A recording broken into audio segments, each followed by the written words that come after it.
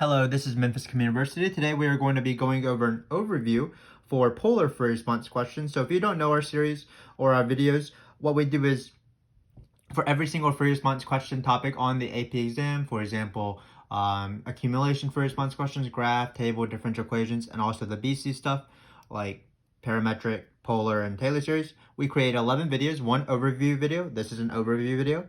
And then we have 10 practice videos ranging from difficulty number 1, which is really the most standard level, all the way up through difficulty 10, which is sort of based off the hardest questions in that particular topic that has been on the AP exam before. We tweak the questions a little bit to make it a little bit our own, but they are based off old AP exams. So this is going to be the start of our polar series. So just to start off, keep in mind that polar is quite difficult. It is a lot harder than, for example, parametric.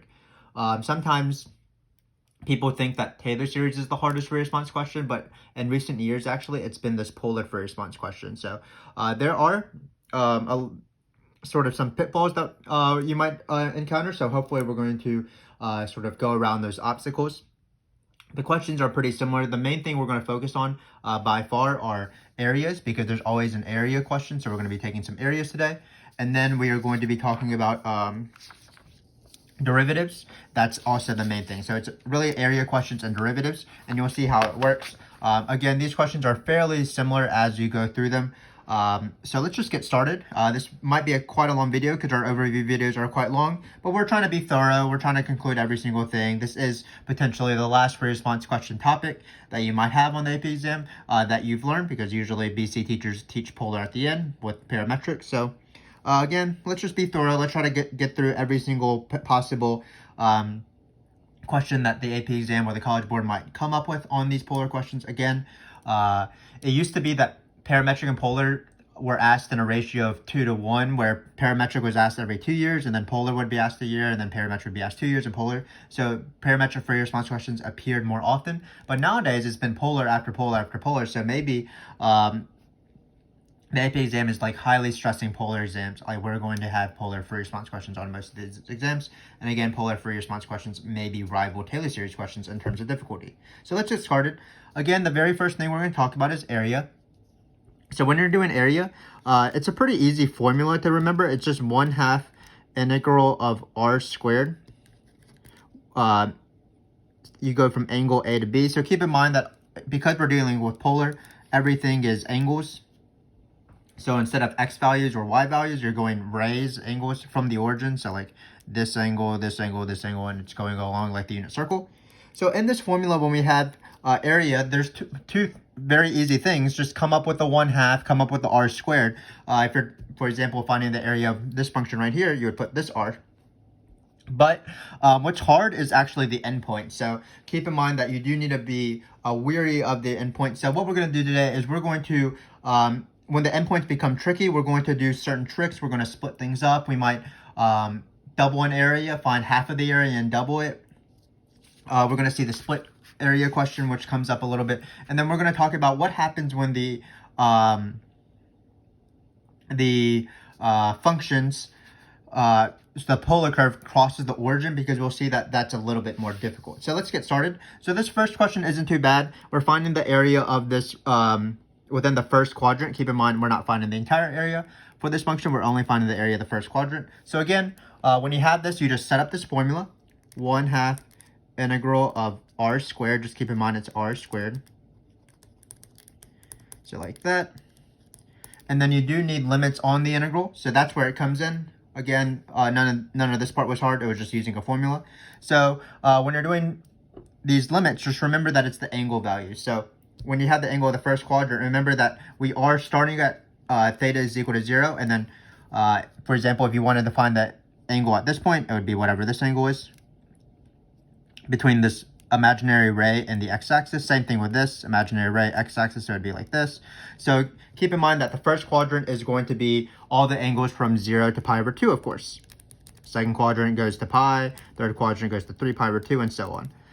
So for example, the area within the first quadrant, in this case, we're going to put our bottommost angle starting at 0, and then going all the way to pi over 2. So notice, again, in my opinion, that's pretty tricky. You just have to have endpoints here. not the worst angles in the world, because it's evident that this is angle pi over 2, because you have pi over 2 and you go this radius, you have 0, you go this radius. But just keep in mind it's sometimes not the givens, because sometimes they want you to find a portion of the area. This is the formula, 1/2 integral of r squared. In this case, we went 0 to pi over 2, because we're only in the first quadrant. If we wanted to find the entire area, again, sorry, my graphs aren't going to be perfect, but obviously if it's a computer-generated graph, you can tell what is symmetrical or not. So if you wanted to find the entire area, there'd be two ways to do it. You could multiply this entire integral by 2, because we found half of the area in the first quadrant, or you can use angles. So instead of going from 0 to pi over 2, you would go to 0 to pi, because this is the angle pi. Again, you're dealing with angles, so you really want to not think about grids as an x and y. You want to be thinking about rays. So you're going from this angle, keep going up to this angle for this question. And if you wanted to find the entire region, you would do more angles up to this. So I think I butchered my picture enough. So let's go on to the second one. So a lot of times when you have these polar questions, especially when older polar questions like 10 years ago or so, you would have two polar graphs. And notice that our formula really requires one r in there and not two. So what I like to do with these questions is I like to break it up. And usually what happens is you're going to have a circle, and then you're going to have what I call a not circle. In this case, it's going to be a cardioid, so we can just call it a cardioid. Keep in mind that formulas that are r's equal to 2, this is a circle. It's nice to recognize, oh, this is definitely the circle. What it is, it's a radius. No matter what the angle is, the radius is 2. So this is a circle centered around the origin. Similarly, it's nice to know that r is equal to a positive number times cosine is a circle on the x-axis. R is equal to a positive number times sine. That's a circle on the y-axis. Not asked very often, but you never know. In this case, r is equal to 2 is definitely asked often. R is equal to 3, for example, is a circle with a radius 3 around the origin. So again, this is going to be the circle, and then this is going to be my cardioid, the heart, sideways heart looking thing, 3 minus 2 cosine theta. And what they tell me is they're kind of nice. They allow me to find the intersection points. I don't have to do it. So remember that these are rays though. So this is the angle theta is equal to pi over 3. And then this guy right here where they cross is theta is equal to 5 pi over 3. We didn't mention this, but for the first one, if you want to find the actual area, you probably have to use a calculator. Same thing here. If they don't give you the intersection points, you either have to use a calculator or you have to set these equal to each other and try to solve, which is kind of annoying, of course, because trigonometry is kind of annoying. But if you want to practice that, some of our later videos in our video series, as we go from difficulty 1 through 10, are non-calculator. So I believe difficulty 6, 7, and I believe 9. So practice those if you want to see something with not calculator. But in this case, remember that what we're trying to find is we're trying to find the area between these, within these two functions. It's not says that, but it's inside this one and inside this one. So what it's going to be, I'm going to try to shade it in. It's going to be this part right here, and then it's going to be this part right here. So that'll be the area. Notice this is the region that's inside both polar curves, where this is the circle that I'm outlining right now, and then this is the cardioid, the 3 minus 2 cosine theta. So again, when you have these parts where part of it is a circle and part of it is a cardioid or a not circle, what you want to do is you want to break up the area into two parts, where it's going to be part of a circle. It might not be an entire circle, but it's part of a circle, as well as, and then you'll have the area of the not circle. So let's first do the part of the circle. So when you do the part of the circle, what it's going to be, of course, is a portion of the circle. So you just need to determine how much of the circle it is. So this is the circle part. This is the sector.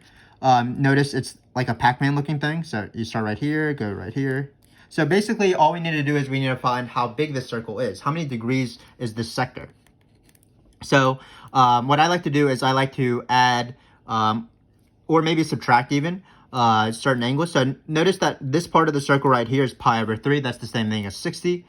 This part is also 60 because it's negative pi over 3 or 5 pi over 3. So this one will be 60 as well. 60 plus 60 is 120. So what's going to be our side of the circle that we care about? That's going to be 240. So in this case, we're going to have 2/3 of the circle. Usually it's 2/3 or 1/3 or maybe 1/4 or 1/2, one of those fractions usually.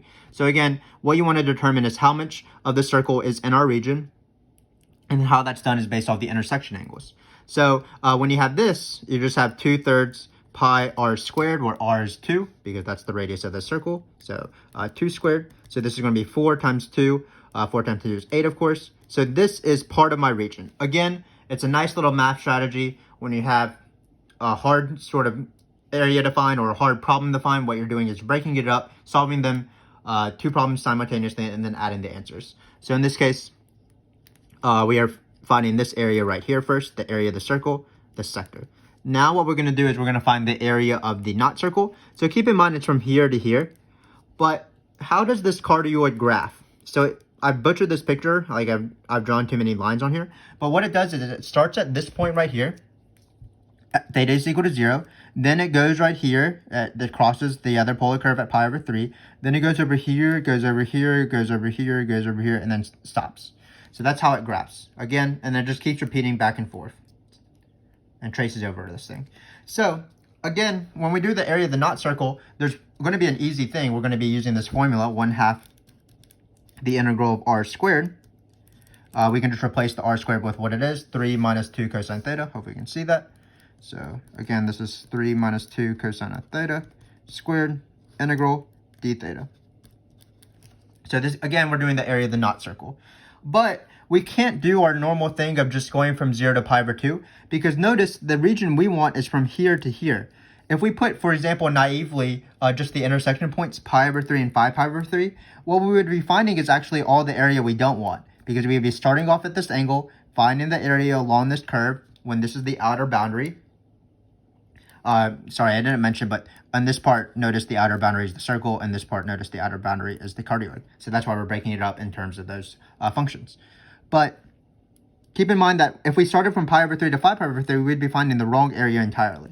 So what we want to do is we want to be clever.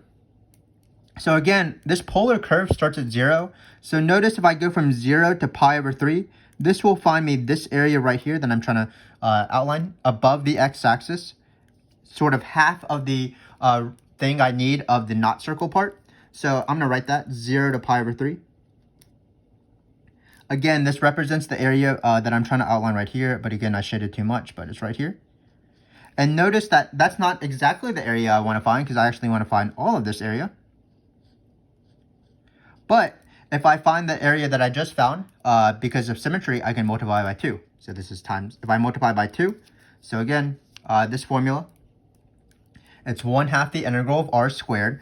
But because we are just finding half of the area, because it's easier to find half of the area because the angles work better, it just continuously goes from 0 to pi over 3 in this part of the region, 0 to pi over 3 in these rays. We want to just use this. So we found half of the area, and then we're going to multiply by 2. So what often happens, of course, is that the 2 and the 1/2 will cancel. So you're going to end up with 1. So what's the answer? Well, the answer is going to be this number plus this number. This video might be kind of long, but hopefully you won't mind, because we'll practice a lot of polar, and polar is really tricky. So it's going to be 0 pi over 3, this thing right here. Again, if you wanted to, you would evaluate using this in a calculator.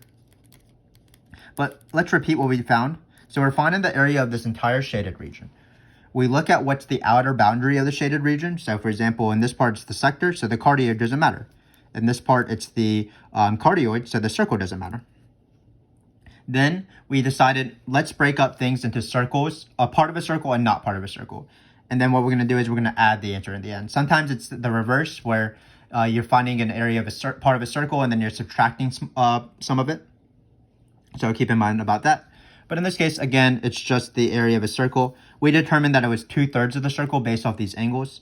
For example, if you wanted to, this is pi over 3. How do you finish this pi? That's pi over 6. That's 30 degrees. 30 plus this half circle, 180 plus 30. That's 240. We did it with subtraction, but it doesn't really matter. So we found out it was 2/3 of the circle, so we multiplied it by pi r squared. Then we found the area of the smaller region with one little trick. We used the formula, of course, but we decided, let's not actually find the entire area. Let's find half of the area and multiply by 2. Because it's a lot easier, because that's how the angles work. It starts at 0, goes to pi over 3. Whenever you use this formula, you need to make sure that on that region, that's the outer boundary from that bottom ray to that top ray. For example, if you went from pi over 3 to 5 pi over 3, you'd be finding the wrong answer. So again, these questions are a little bit tricky, but split up when you have a circle and a not circle, split up the region, the shaded region, into part of a circle, part of not a circle. Add the answers for the circle. It's going to be part of a circle, so you're going to use pi r squared and just determine how much of the circle it is. And then for the not circle, just use this formula. So we're going to talk about even trickier questions. So this is a famous little loop question. So we're going to find the area of this loop right here, as you can tell. So same formula. It's going to be integral of 1/2 r squared. So we might as well put this in. But unfortunately, this angle is kind of weird. So again, always in the area questions, what's going to be hard is it's going to be determining the angles on the endpoints. So again, what you want to know is sort of how it graphs. It starts off with the theta is equal to 0. When you plug in 0, that's sine of 0, 0, that's going to be 0. So you're just going to get 1. So it starts off at this point right here, which we don't care about because it's the loop. But let's see how it graphs. So for these angles in the first quadrant, it goes like this, goes like this, goes like this, and then I'll cross the origin, and then I'll cross the origin again. So those will be our two y values we want when we cross the origin. Unfortunately, unlike this question, it's very easy to tell what the angles are because it's on the axis. So anytime you have a ray and it's a non-zero radius, it's very easy to tell because you just look at it. For example, this point right here would be this angle right here. This one, we wanted to go to pi over 2, so that's that angle. Unfortunately, when you're at the origin, it could be any single angle at all because it's any single angle because the radius is 0. So you just go any angle, but you don't leave the origin, so you can't really tell what the angle is. So what you have to do is you have to do trig knowledge. So basically what we're going to do is we're going to find the first two zeros of this function. So we're going to do 1 plus 2 sine of theta.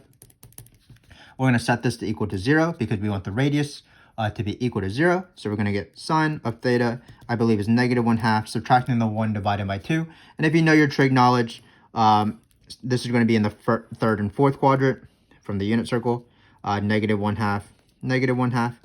And then we would want this to be pi over 6s. So these answers are going to be 7 pi over 6 and 11 pi over 6. So this is just pre-calc review with trig. And so that's going to be my answers. Again, by far the hardest part when you're employing this formula is just determining the endpoints. In this case, because they are origin points, we do need to find them using trig by setting up an equation. So what I want you guys to know is that's always 1/2 the integral of r squared. Just be careful with it, angles. If it's like first quadrant or first half quadrant, that's great. That's easy. If they give you the intersection points, that's also decently easy. Splitting it up is always a valid strategy. And then when it's at the origin, when one of the angles is at the origin, you want to actually set the radius to be 0 to solve. Then what they've been asking is in recent years, they've been asking the equal area question. So basically what happens is, let me see here. You have this graph right here, and then there's going to be, you care about this region right here. So it's inside this, outside this. And what's going to happen is there's going to be some ray theta equals k, where this area A, we can call it, is equal to this area B. So obviously it's not accurate right now, but eventually if you move the angle, there will be some sort of angle where these two areas are equal to each other. So it's inside the this part right here. Remember that this is going to be part of the circle. This is the half circle because 3 cosine theta are circles around like this, and then this is going to be right here. So what we need to do is we need to set up these angles. So let me just review the equal area question. The equal area question actually usually appears on the AB exam in normal area and volume frics. Just like in these questions, we have 11 videos for area and volume, 1 overview video, 10 difficulty videos where we go from difficulty 1 to 10. So check those out. But this is the usual equal area question. So let's write it on here. So what usually is you have no polar, just regular graphs. You have F and G, whatever G looks like. And then you have this point A and B, this interval. And then you're trying to find some line K, and because it's not symmetrical, that divides it into 2. And usually you just write but do not evaluate. So an area in these questions, keep in mind that you're just going to find this area, even if it has A's and B's and K's, and you're just going to set them equal to each other. So what's the area in this case? Well, it's always the integral of the vertical distance. We refer to it as top minus bottom. So in this region right here, top is F, bottom is G. So you're going to write F minus G. What are the endpoints? It's going to go to A to K. And then what's going to be the other side? Well, it's going to be still top minus bottom. So it's going to be F minus G, and then you're going to go to K to B. So this is the formula for the equal area one, where they say write but do not evaluate a solution, an equation that involves a K that gives the solution where K will split this up evenly. So again, notice two things here. The first thing is that the integrand is always the same because top minus bottom is the same in both regions. So F minus G, F minus G. And it'll be the same case in polar where the integrand, the thing in the integral, will be the same. And then what you're doing is you're just going from the bottom number to K, K to B. So smallest number to the smallest number to the split point to B. We want to set the half area to be equal to the half area. Another valid equation, if you really want to, is the integral from A to the entire area. So that'd be this. And then you would set one of these two things to be equal to 1/2 of this because you want the this to be half the area. But I usually set the left area to be equal to the right area. So same thing in this case when we have these formulas. So we have this guy right here. We're just going to write but do not evaluate an equation that involves this. So again, what it's going to be is going to be two integrals. Remember that the integrand is going to be the same because we're going to be finding area in the same way. So what it's going to be is it's going to be the outer one. So instead of top minus bottom, it's going to be the outer radius minus the inner radius. So it's going to be 2 plus 3 sine of theta squared. Sorry, but I'm writing on the next line. 3 cosine theta squared. Hopefully you can see that. And then it will be the same exact thing on this side. This is the equation that gives the K. It's been asked in recent years. So it's like this. Really, I'm using the integral of r squared formula, and I'm doing it in one single integral. If you wanted to, you could write this as integral of this first r squared minus this integral of the second r squared if you want to separate in integrals. Because the area of A, for example, would be the integral of from 3 plus 2 sine theta squared minus the area of this. So it'd be this entire area because this is the outer boundary, this function right here. And then this is the outer boundary for the inside. So you'll do that minus that. So that's why it's this with d thetas, of course. If you wanted to, you can put 1/2, but technically 1/2 are not necessary because there's 1/2 on both sides, so you could cancel them. But this is the same format, the integral of top minus bottom, the integral of top minus bottom. In this case, it's 1/2 r squared, 1/2 r squared. Again, all you need to determine is the endpoints, and it's the same way as this one. Smallest number to K, K to the biggest number. So in this one, it's going to be the smallest angle, which is the angle 0, all the way up to this K number that we won't solve, and it'll be K to the final number, pi over 2. So this is how you set up the equal area question. Again, it's the same thing as the equal area question regularly. The integral of the first half area, so that's the integral of this A region, equals the integral of the B region. The integrand is the same because it's the same format and the same formula for each side. And what's changing is, of course, the endpoints, what causes all the problems in these questions. It goes from 0 to this mysterious number K that we're not going to solve, and then K to pi over 2. So that has been a very long session about areas. We had to do 4 long questions. When we do these overview videos, usually a topic doesn't take 20 minutes to talk about, but area is so important. Just keep in mind, at least know this formula, 1/2 integral of r squared, and then just be careful when you're doing angles. Maybe you need to split things up and add. When you find angles at the origin, you want to set things to be 0. And then finally, this is the equal area question, which actually isn't a bad question because the format is always the same. So now, after we move on past area, there's not really much to talk about besides that is really related to area. Area is its own thing. It's like 1/2 integral of r squared, but everything else is pretty similar to itself, meaning that it's all about derivatives. So let me review a little bit of polar for you before we start taking some derivatives. So again, this is the easier side of polar in my opinion because it's derivatives. But the thing you need to know, even beyond, more important than the area formula, is the polar equations that x is equal to r cosine theta, y is equal to r sine theta. Obviously, r is always given, like we were given these r's, r. But if you want to find the x coordinate, it's going to be r cosine theta. If you want to find the y coordinate, it is r sine theta. You have to know these two things before you take any derivatives. Then, unfortunately, it's not just as easy as taking derivatives because there's a lot of types of derivatives. There's first the derivatives in terms of theta. So there's going to be, sorry about that, dr d theta, dx d theta, and dy d theta.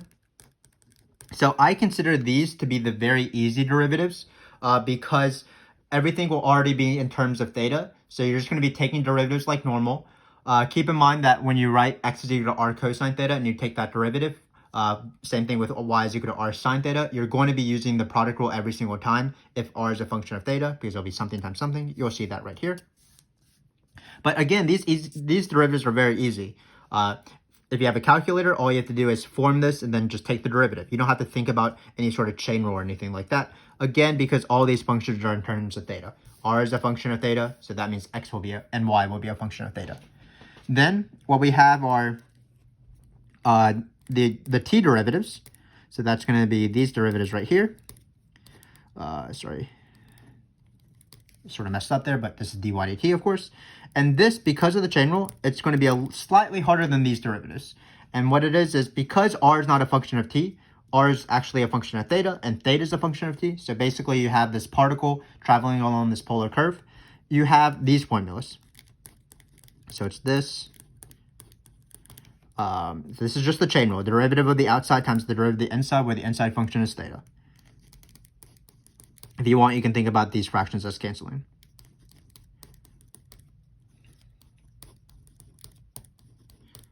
So in order to find these derivatives, not only do you need to find the easier derivatives, the theta derivatives, but you need to know some information about d theta dt, or a relationship between dr dt and d theta, dr dt and dr d theta. So again, what we're going to do for these derivatives, it's just going to be one extra step, but you just have to know that step. You're going to take this derivative because it's the easy side, and then you're going to maybe multiply by d theta dt if it's given. Finally, there's one last derivative, that's dy dx. dy dx is important because it's the slope of the tangent line, just like normal because you're on the Cartesian plane. So that's going to be dy d theta over dx d theta.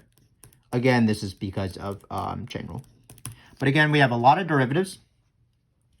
Let me just focus. These are the easier derivatives. These derivatives are slightly harder. For example, for this derivative right here, you take this one and then you multiply by this. This will be information given. Same thing for this guy. If you want to find this guy, you need to find these easier ones and then divide. Sometimes you have a calculator, sometimes you don't. So let's get going. We have a lot of review, but theta derivatives easy. T derivatives hard. dy dx, again, hard. Not hard, just one extra step.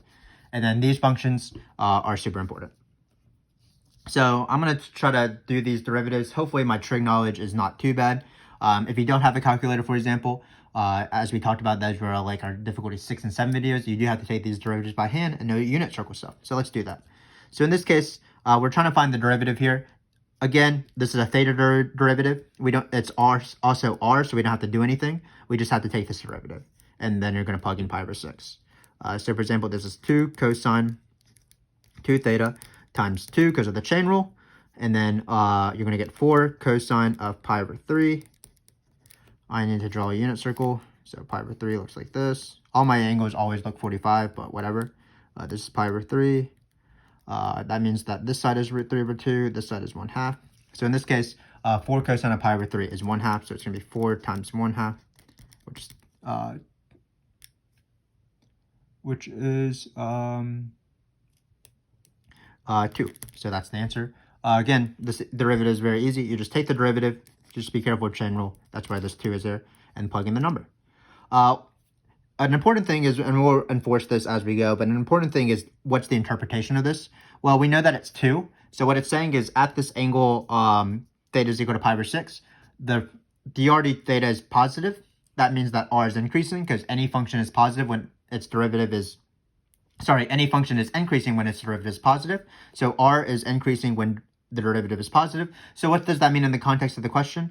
That means that when you're traveling along the polar curve, you're going away from the origin. So be careful. Dr d theta being positive or dr dt being positive means that the polar curve is going, or the particle is going away from the origin. If dr d theta and dr dt are negative, that means the particle is moving towards the origin. People usually know what dx dt and dy dt is, as we'll mention. So now we're going to do this guy right here. Again, we have a theta derivative, but now we're doing it with x. So the only thing you need to know, x is equal to r cosine theta, y is equal to r sine theta. So in this case, it's going to be r. We're going to write it like this because we're about to take its derivative, and sometimes people need this to in order to use the power rule. So we're going to rewrite this. That's what sine squared means. And then what's x? R cosine theta. So this is what I was mentioning. Whenever you're taking these derivatives, it's going to be product rule because you're introducing a function times a function. So in this case, we're going to take a derivative. Hopefully, it won't be too bad. Let's take the derivative of this one because that's the challenge. So it's power rule 2. But keep in mind, it's a double chain rule. There's an inside function and an inside function within that inside function. So we're first going to do power rule, not change any of this. Hopefully you can see that. And then we're going to multiply by the derivative of this guy. So it's going to be cosine of 2 theta. Then we need to multiply by the derivative of the 2 theta. So it's 2. So that's the derivative of just this. Then we need to keep the same. So I'm going to squeeze a cosine of theta if possible. Great. And then that's only half the product rule. So we took the derivative of this one, kept this one the same. If you want, this underline represents this derivative, it represents the derivative of that, and then we kept the same all the way down actually. So now all we have to do is keep this one the same. And again, sometimes you're actually using a calculator, so you would do derivative of a point and you wouldn't have to do this nonsense. But if you have to do it by hand, this is the derivative. This thing plus this thing. This is not a fraction. This is an underline. So let's quickly plug in pi. When you plug in pi, everything is going to go away because you get sine of 2 pi, and sine of 2 pi is the same thing as sine of 0, which is 0. So this ends up being 0. So not really relevant. But the most important thing, again, know that x is equal to r cosine theta. And then if you're taking this derivative, not too bad because it's not a t derivative. So all you have to do is you take the derivative with product rule and chain rule, and then you plug in the number at the end. An easy derivative, just remember x is equal to r cosine theta. So now we're doing an equation of the tangent line. Remember that for the equation of the tangent line, you need to know dy dx. That's going to be the slope. We're probably not going to have enough room, so let me get some space here. So this is going to be for this question right here. So again, you need to know for any tangent line on the exam, whether it be on the differential equation for response question, whether it's on the graph for response question, in the multiple choice, anytime you have an equation of a tangent line, you always need two things. So let's do this one. What fun are we having? So this is a point. You need a point and you need a slope. Again, slope is derivative, but there's so many derivatives. You're going for this guy right here, which means that you actually need these two as well because it's dy dx over dy d theta over dx d theta. So it's going to be dy dx. Let's write out some rules. This is dy d theta over dx d theta eventually. And then for the point, what's going to be the point? Well, it's x comma y. What is x comma y? It's obviously r cosine theta, y r sine theta. So again, that's why that's so important to know that point. So let's go through this. So first off, let's try to plug in r cosine theta, and let's see if we can just do it. I probably can't do it. Let's not be that crazy. So we're going to replace r with this times cosine theta. And then that's just r, x is r cosine theta, y is r sine theta. So this is r. Hopefully you don't mind our incredible technology. We're not too frazzled by it. So in this case, because we're plugging in pi over 2, we're going to plug in pi over 2 into all of these. Keep in mind that the cosine of pi over 2 is 0 because the angle or the point that the angle pi over 2 corresponds to on the unit circle is 0, 1. So the cosine is 0, the sine is 1. So this point's going to be 0 times something, so that's 0. And then when you plug in cosine of 0 here, you'll get 4 times 1, so it'd be 0, 4. So this is the point. Again, we have not done any calculus yet. All we did is we wrote the point x is equal to r cosine theta, y is equal to r sine theta, and we plugged in our angle being pi over 2. Now what we need to do is we need to find dy d theta and dx d theta. Unfortunately, we're going to have to take some derivatives, but it's not too bad. Bear with me, friends. We can do it. I believe in us. So what's the derivative of dy d theta? That's going to be the product rule of this guy right here. So it's going to be 4 minus cosine theta times cosine theta. That's first derivative of the second, plus this derivative. Derivative of cosine is minus sine, so it's minus minus. So you're going to get sine of theta times negative sine of theta. Great. Depending on what you mean by great. So what we're going to do is, again, we're going to plug in pi over 2. Notice when we plug in pi over 2, it's going to be cosine of pi over 2 over here, so this will go away. So it'll just be sine of pi over 2 times negative sine of pi over 2. That is going to be, am I off by a negative? I don't think so. Oh, I don't know why I introduced this negative. It's just positive. So sorry, it's keep the same, derivative, plus derivative. The derivative of minus cosine is sine, and then this is just keep the same. So I don't know why I introduced this derivative. But when you plug in pi over 2, this will be 1, because it's 1 times 1 plus 0. So that's what the y derivative is. Again, we have to do the same thing for dx d theta.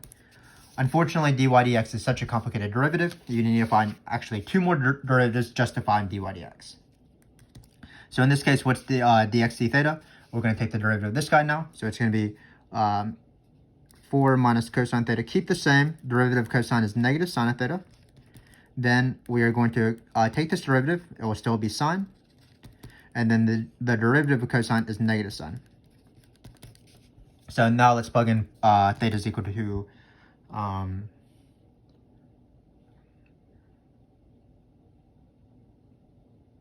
sorry, I don't know what I'm doing. I'm just doing this way too fast.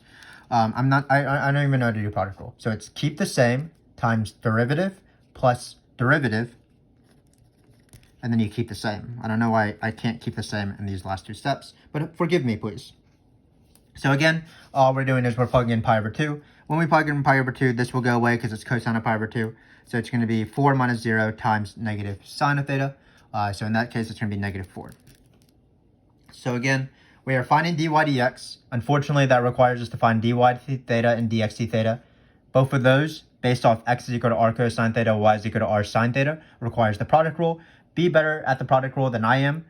First, derivative of the second. So first, derivative of the second plus derivative of the first. Keep the second. I don't know why I've been not keeping the second, but that's how it is. So let's do this. Let's write out this point now, because now we have the point and now we have the slope. So we're ready for the equation. So it's going to be y minus the y coordinate. Of course, I'm doing point slope form. So y minus 4 equals, you can't read that, the slope. And what is going to be the slope? Remember, it's going to be this derivative divided by this derivative. So it's this. So it's negative 1/4 over x minus 0. So quite an involved question. When they ask the equation of the tangent line, especially when it's non-calculator, it'll probably be worth 4 points. Because you have to find a point and write up the equation in the end. And you also have to know dy dx. That's knowing these two. You have to do the product rule correctly. I couldn't do it. So it is a very involved question. And it's actually not too bad of a question. If you're pretty careful, there's not much thinking involved. You just carry out the steps. But again, that's how you find dy dx. So this question, we were required dy dx, and that is this harder derivative. Now we're going to talk about our dt derivatives. So there is a scenario where something like this, r is equal to 6, so a very simple curve. And then they just tell me that dy dt is equal to dy d theta. And this is the best scenario, because remember that I don't even have to think about this sort of information, because I can always find these derivatives, because x is always in terms of theta. Y is always in terms of theta. R is given in theta. So anytime I find these derivatives, I just find them. So if they tell me this relationship, like dy dt is equal to dy d theta, I'm not going to go to this chain rule thing. That'll be for a later question, when they don't give me this relationship. Because they told me this harder derivative is equal to this easier derivative, I'm just going to go straight to that derivative. Just find this one, and then it'll be the same thing. Again, I love theta derivatives. I can just easily find them. So let's do that. Of course, hopefully my pen's not running out.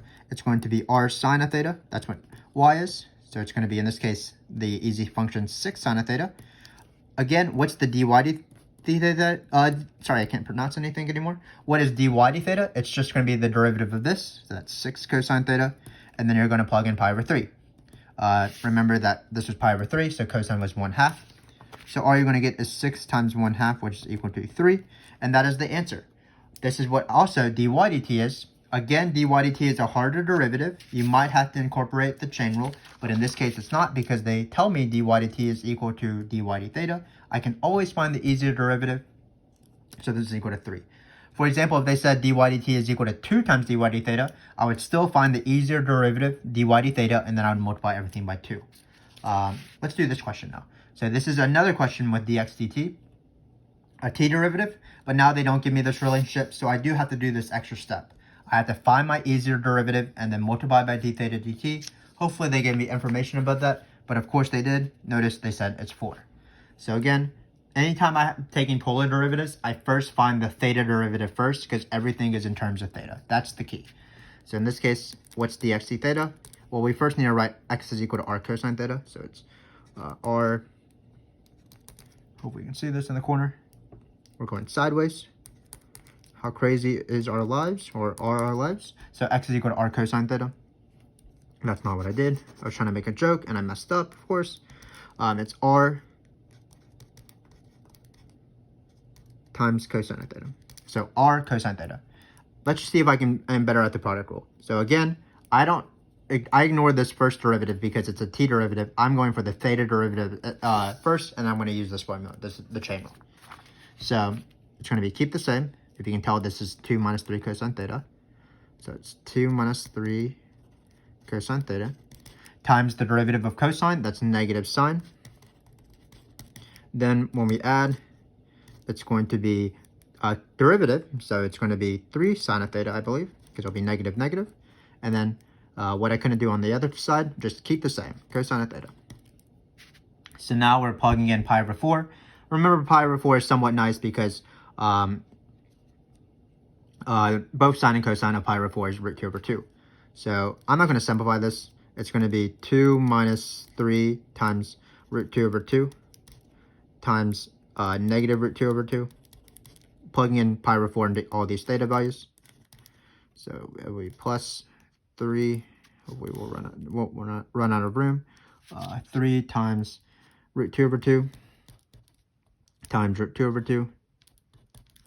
Again, I'm not going to simplify this. This is what dx d theta is. So then how do you find what we want, dx dt? So dx dt is equal to, by the chain rule, it's the easier derivative times one thing, d theta dt.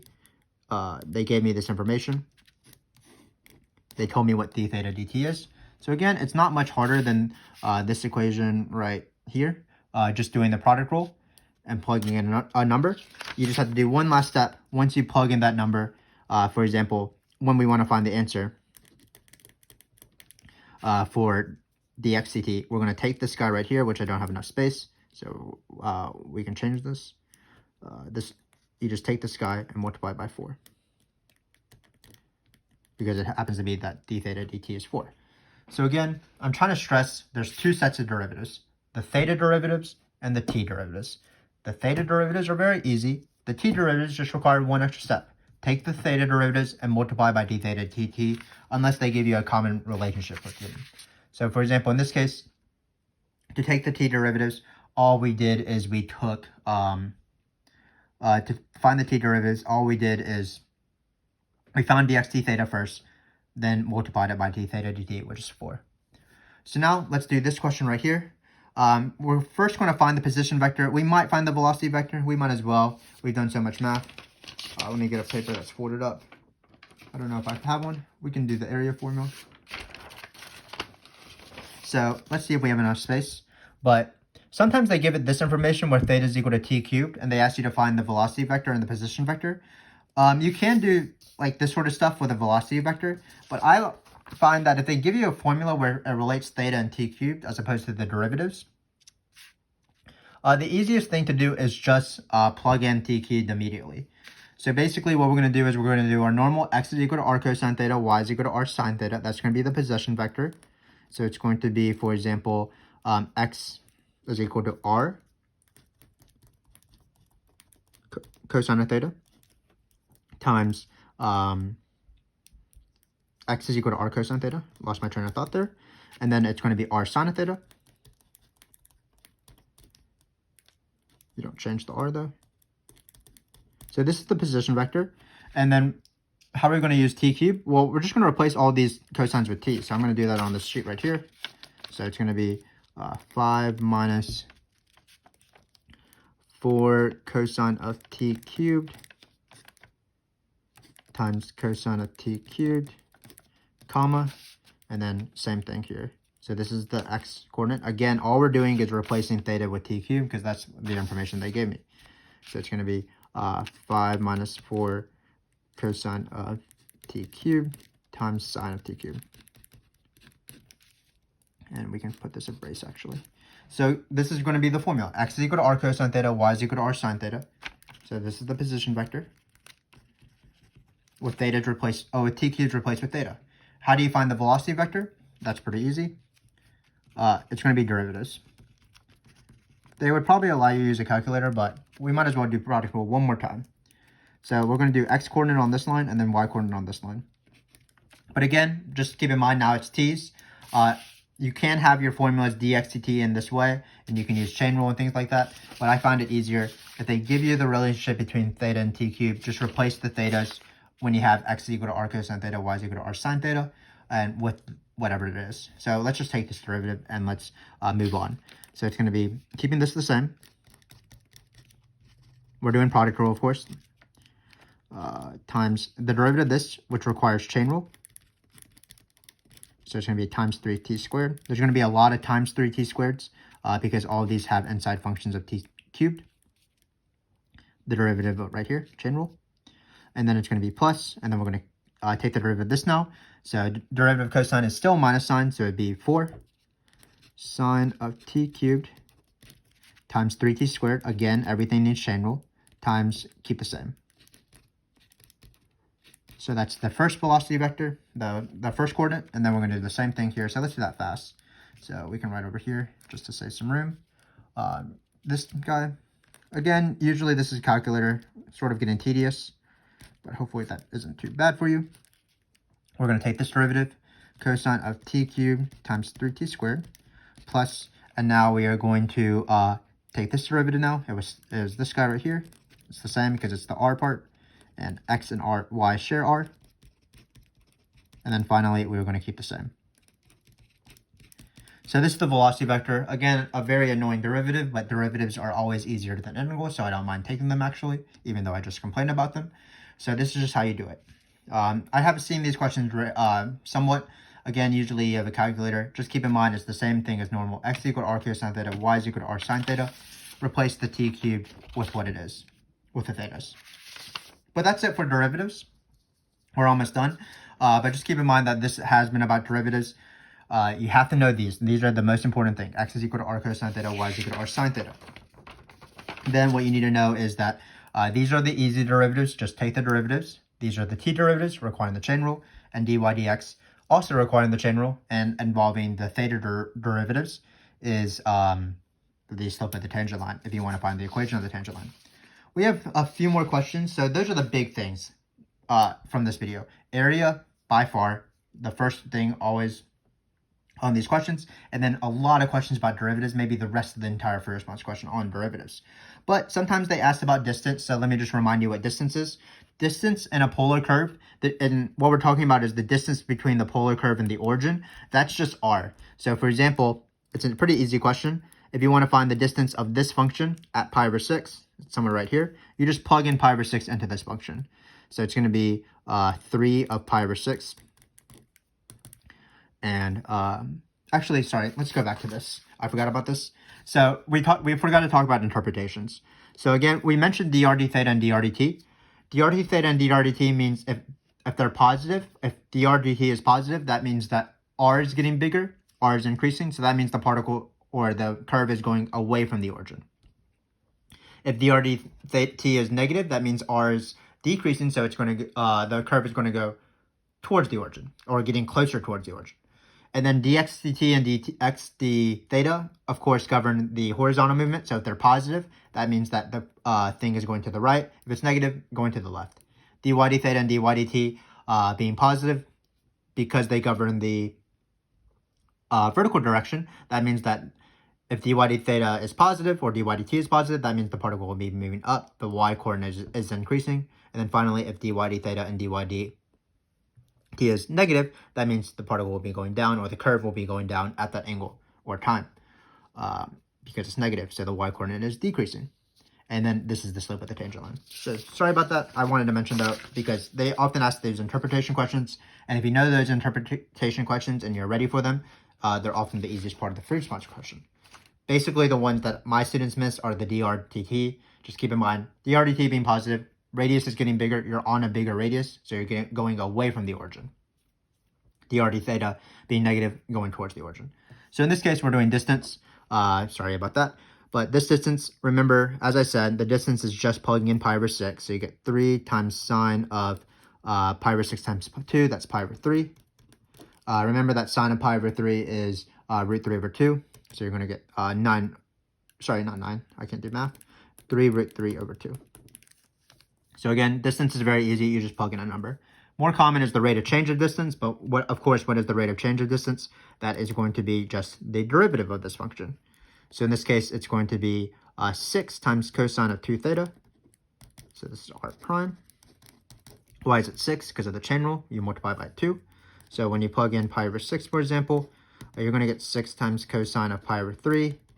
6 times cosine of pi over 3. Cosine of pi over 3 is 1/2. So you're going to get 6 times 1/2, which is equal to 3. Again, what does it mean for r prime to be increasing? Or, sorry, r prime to be positive? That means that the radius is increasing. So you're going away from the origin. So at pi over 6, notice it's around right here. So as the curve passes that angle, it's going away from the origin. Now we have going with 2 questions, but when you have 2 curves, it's again not that bad. All it is it's one radius minus the other radius, because again, you're dealing with rays. So for example, if you have this pi over 3, how do you find this distance? Well, it's this r and this r right here. Remember, we talked about that this is going to be the circle, r is equal to 2, and then this cardioid is right here. So you do need to know which one to subtract, because you need to know which one's on the outside and the inside. And then, so this one right here is going to be, the distance is going to be this radius right here, the first one, 3 plus 2 sine of theta, minus the inner radius, so it's going to be minus 2. So distance between 2 polar curves is very easy as well. It's just one radius minus the other radius. So in this case, when you plug in pi over 3, it's going to be 3 plus 2 sine of pi over 3 minus 2. We've done sine of pi over 3 a lot today. It's going to be root 3 over 2. So it's going to be 3 plus 2 times root 3 over 2. So they're going to cancel. And then you're going to get 1 plus root 3. 3 minus 2. So again, distance is very easy between the polar curves. Just one radius minus the other radius. Similarly, rate of change is also pretty easy. It's just a derivative of these functions. You might have a calculator, you might not, but I don't mind because this derivative is pretty easy. So we'll call it d for distance, and then we'll take the derivative. One radius minus the other radius, r2 minus r1, where r2 is the outer thing, the cardioid in this case, r1 is the circle. The outer one minus the inner one. So in this case, it's going to be derivative 0, so it's just going to be 2 cosine theta. Not going to complain. When you plug in pi over 3, you get 2 times cosine of pi over 3, and cosine of pi over 3 from the very beginning has been 1/2. This is equal to 1. What is this derivative being positive tell me? That means that the distance between them is increasing. So if you notice, if this is approximately pi over 3, the curves are getting farther apart when you pass this angle. So then again, just keep in mind, any derivative being positive, f is increasing when f prime is positive, f is decreasing when f prime is negative, no matter what f is, whether it's distance, radius, dy, dt, dxt, whatever. They have been asking average value, so I don't know why, but this is where they ask average value. They'll ask average value somewhere in the AP exam. Keep in mind, this is the formula for average value.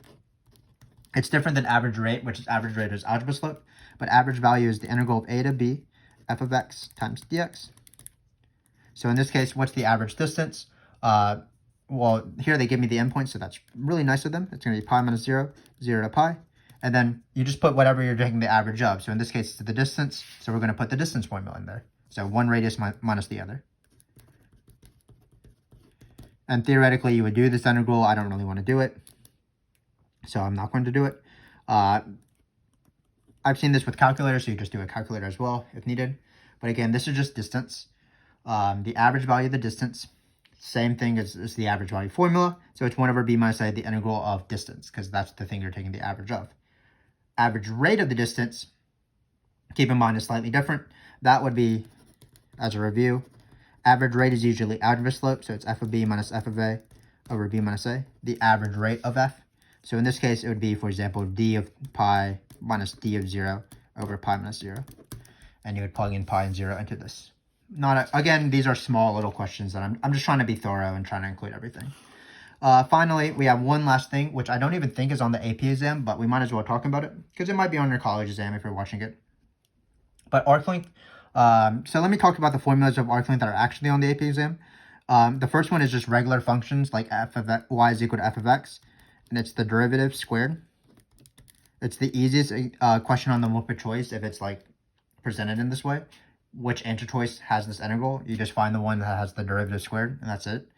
When you're doing parametric, remember we have parametric videos if you want to practice those, but really they're a lot easier than these polar questions. But it's just the derivative squared again. And then for polar, it's going to be a to b of r squared plus r prime squared. So that's just r prime. So in this case, we'll just do this real fast because, again, it might not be on the AP exam. If this is r right here, it's going to be 0 to pi in this case because we're they give it to us, but notice it starts at this angle 0 and then goes to pi. If we were doing area, for example, it'd be 1/2 the integral from 0 to pi if we were finding this entire area, as we talked about earlier.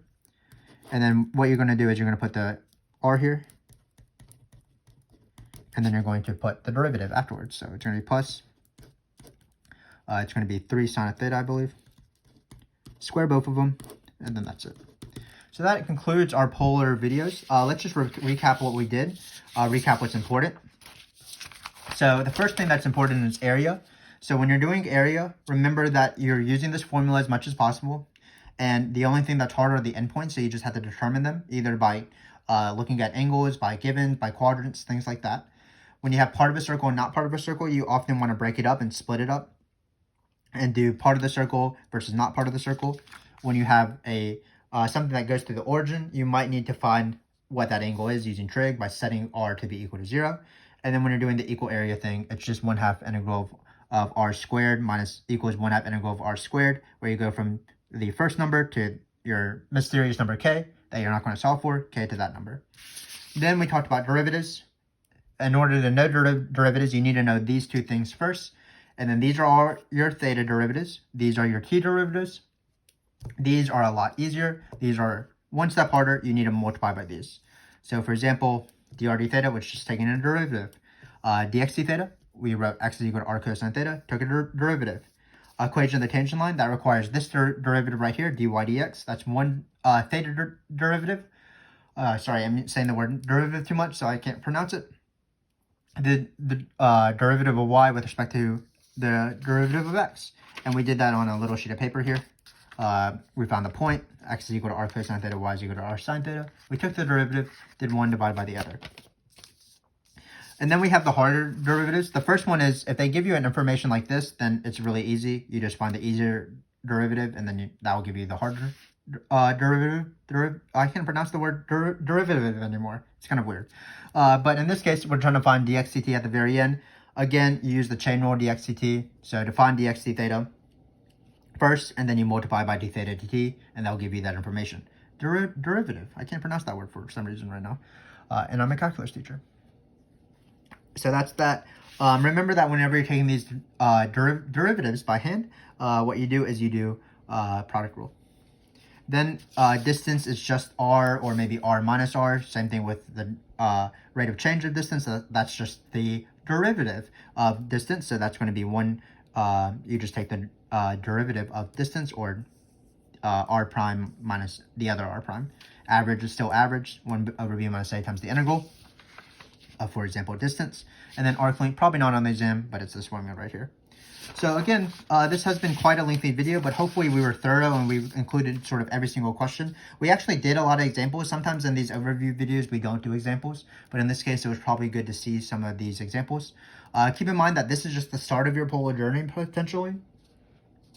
We have videos all the way from difficulty 1 through 10. And again, this is a great video series to watch, in my opinion. A, because we want you to watch it, of course, because we made them. But we made them for you. And what we do is we start off at the easier level, and then we go off to the harder level. The first 5 videos of this video series is general polar level. That's the level you want to be. You'll be reviewing area. You'll be reviewing how to take all these derivatives. You might be reviewing distance and things like that. Then, once it hits difficulty 5 or difficulty 6, it gets a lot harder. For example, you'll do stuff without a calculator, so you do those product rules, as we did in this video, and then you might have these weird distant questions, average distant questions, the equal area questions, things like that. So remember that, in my opinion, polar free response questions almost became the hardest free response questions, even harder than the Taylor series questions. So that's what we're trying to do, provide you with a little bit of guidance so you have confidence before you take them. But thank you for joining me. This has been a long journey. And what I hope to see is I hope to see you in some of those difficulty 1 through 10 videos. Until then, thanks again for watching and continuing to support our channel. We really appreciate it. Thanks again.